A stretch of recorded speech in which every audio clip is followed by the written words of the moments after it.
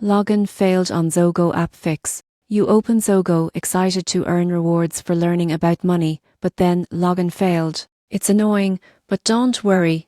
Most of the time, it's a simple fix. First, check your net or connection.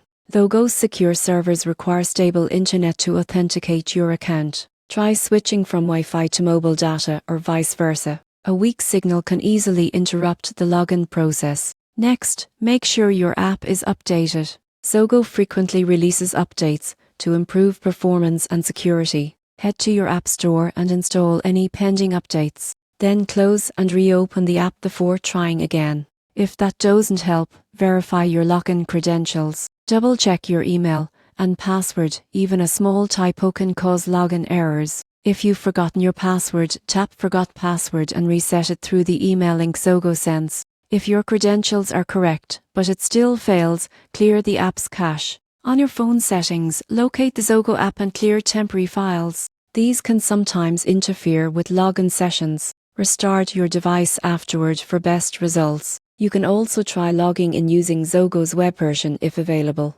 If that works, the issue lies within the mobile app, and reinstalling it should fix the problem.